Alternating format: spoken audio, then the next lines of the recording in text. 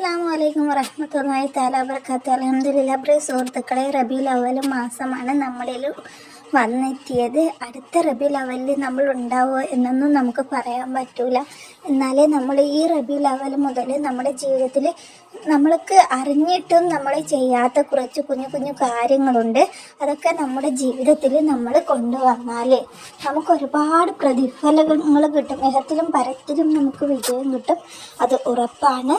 അതുപോലെ തന്നെ നമ്മുടെ ആഗ്രഹങ്ങൾ സാധിപ്പിച്ചെടുക്കാനായിട്ട് കഴിയും. നമുക്ക് നാളെ മരിച്ചു കഴിഞ്ഞാൽ ഇത് നമ്മുടെ കൂടെ ഉണ്ടാവുകയും ചെയ്യും.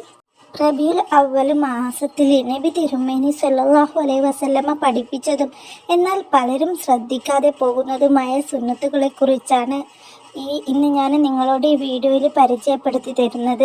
നബി സല്ലല്ലാഹു അലൈഹി വസല്ലമയുടെ ഒരു സുന്നത്തിനെങ്കിലും മുറുകെ പിടിച്ചാൽ രക്തസാക്ഷികൾക്ക്, ശുഹദാക്കൾക്ക് ലഭിക്കുന്ന പ്രതിഫലം അള്ളാഹു നമുക്കും നൽകും, അത് ഉറപ്പാണ്. അതുകൊണ്ട് തന്നെ നബി സല്ലല്ലാഹു അലൈഹി വസല്ലമയുടെ സുന്നത്തുകൾ, നബി നമ്മളോട് ചെയ്യാൻ പറഞ്ഞ സുന്നത്തുകൾ, നമുക്കറിയാവുന്ന കാര്യങ്ങൾ, ചെറിയ കാര്യങ്ങൾ, നമ്മൾ നിസ്സാരമായിട്ട് കണ്ട് തട്ടിക്കളയുന്ന കാര്യങ്ങളാണ് നമുക്ക് ഈ ലോകത്ത് വലിയ പ്രതിഫലം കിട്ടുകയും വലിയ മാറ്റങ്ങൾ കൊണ്ടുവരികയും ചെയ്യുക. അതുകൊണ്ട് തന്നെ ഞാൻ ചെറിയ ആ ഒരു സുന്നത്തുകൾ നിങ്ങളെ പരിചയപ്പെടുത്തി തരാം. നമ്മൾ നിസ്സാരമായിട്ട് കാണുന്ന കാര്യങ്ങളാണ്. രാവിലെ എഴുന്നേൽക്കുമ്പോൾ വലതുഭാഗം കുത്തി എഴുന്നേൽക്കുക. കിടക്കയിൽ നിന്ന് എഴുന്നേറ്റ ഉടൻ അല്പനേരം ഇരിക്കുക. ഉണരുമ്പോൾ ചൊല്ലേണ്ട പ്രത്യേക ദിക്റ് ദുആ ചൊല്ലുക. ബാത്റൂമിൽ കയറുമ്പോൾ തല മറക്കുക. ഇടതു കാലുകൊണ്ട് ബാത്റൂമിൽ പ്രവേശിക്കുക. ബാത്റൂമിൽ കയറുമ്പോൾ ചെരുപ്പ് ധരിക്കുക. ബാത്റൂമിൽ വെച്ച് അനാവശ്യമായ സംസാരം ഒഴിവാക്കുക. ബാത്റൂമിൽ അനാവശ്യമായ അധിക സമയം ഇരിക്കാതിരിക്കുക. ടോയ്ലറ്റിൽ ഇരിക്കുമ്പോൾ അല്പം ഇടതുഭാഗത്തേക്ക് ചെരിഞ്ഞിരിക്കുക. ബാത്റൂമിൽ നിന്ന് പുറത്തിറങ്ങുമ്പോൾ വലതു കാലുകൊണ്ട് പുറത്തു വരിക. പല്ല് തേക്കുമ്പോൾ വലതുഭാഗത്തു നിന്ന് തുടങ്ങുക. നാക്ക് വൃത്തിയാക്കുക. സുബഹിക്ക് മുമ്പുള്ള സുന്നത്ത് നിസ്കാരങ്ങൾ കൃത്യമാക്കുക.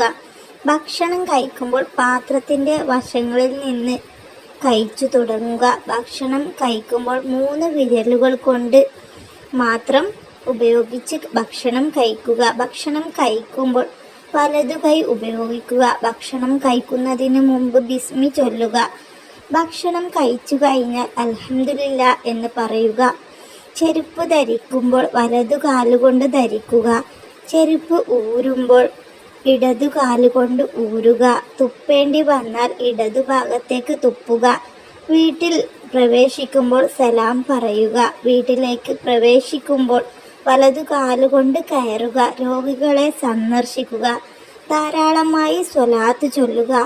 ഇത്തരം കുഞ്ഞു കുഞ്ഞു കാര്യങ്ങളൊക്കെ നമ്മുടെ ജീവിതത്തിൽ നമ്മൾ പാലിക്കാൻ വേണ്ടി ശ്രമിക്കുക. ഒരു മുഅ്മിൻ മറ്റൊരു മുഅ്മിനിനെ കാണുമ്പോൾ സലാം പറയുക.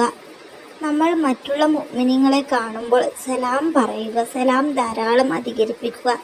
നബിയുടെ ഹളറത്തിലേക്ക് ധാരാളം സലാത്ത് ചെല്ലുക. നമ്മുടെ ആഗ്രഹങ്ങൾ നിറവേറാനും ആവശ്യങ്ങൾ നിറവേറാനും നമ്മുടെ ജീവിതത്തിലുള്ള എല്ലാ പ്രയാസങ്ങളും മാറാനും നമുക്ക് കൂടെ പിറപ്പായിട്ട് നമ്മുടെ സലാത്ത് ഉണ്ടാവും.